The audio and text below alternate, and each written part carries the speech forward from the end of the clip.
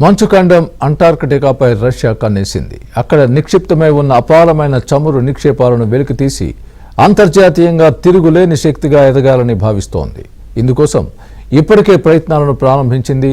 Russia చర్యల పట్ల ప్రపంచవ్యాప్తంగా పర్యావరణవేత్తలు ఆందోళన వ్యక్తం చేస్తున్నారు.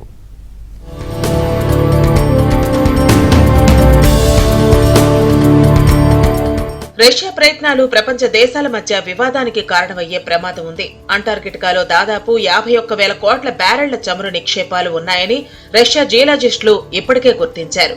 అయితే చమురు నిక్షేపాలు గుర్తించిన ప్రాంతం తమదని యూకే ప్రకటించింది.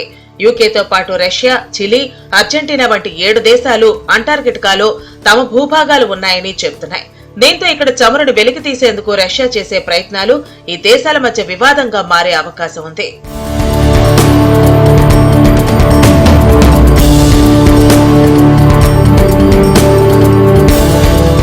ఒకవేళ ఈ చమురు నిక్షేపాలను కనుక వెలికితీస్తే ఒపెక్ దేశాలను దాటి చమురు రంగంలో ప్రధాన శక్తిగా రష్యా ఎదిగే అవకాశం ఉంది.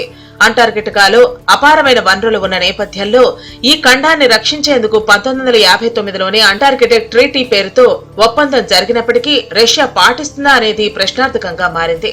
అయితే మిగతా ప్రపంచంలో జరుగుతున్న పర్యావరణానికి హాని కలిగించే చర్యల వల్ల ఇప్పటికే అంటార్కిటికాకు ముప్పు వాటిల్లుతున్నది. ఇప్పుడు ఏకంగా అంటార్కిటికా నుంచి చమురు వెలికి తీయాలనే రష్యా ప్రయత్నాలు ఈ ఖండానికి మరింత నష్టం చేస్తాయనే ఆందోళనలు వ్యక్తమవుతున్నాయి.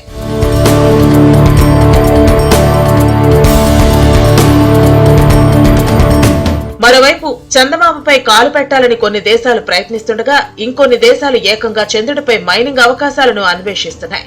చంద్రుడిలో అనేక అరుదైన ఖనిజాలు నిక్షిప్తమై ఉన్నాయని శాస్త్రవేత్తలు ఇప్పటికే గుర్తించారు. అన్ని అనుకున్నట్లు జరిగితే ఈ దశాబ్దం చివరికల్లా చంద్రుడిపై మైనింగ్ కార్యకలాపాలను ప్రారంభించాలని పలు దేశాలు, ప్రైవేట్ కంపెనీలు భావిస్తున్నాయనే చర్చ జరుగుతోంది. ఈ ప్రయత్నాలపై శాస్త్రవేత్తలు ఆందోళన వ్యక్తం చేస్తున్నారు. చంద్రుడిపై మైనింగ్ చేయడం వల్ల భారీగా దుమ్ము రేగుతుంది. ఈ దుమ్మును నెమ్మదించే వాతావరణం చంద్రుడిపై లేనందున చాలా దూరం ప్రయాణించే ప్రమాదం ఉందని, తద్వారా అంతరిక్ష ప్రయోగాలకు ముప్పుగా మారొచ్చనే శాస్త్రవేత్తలు చెబుతున్నారు. భూమిపై పర్యావరణ వ్యవస్థలు, అలలు జీవ మనుగడకు దెబ్బతీస్తుందని హెచ్చరిస్తున్నారు.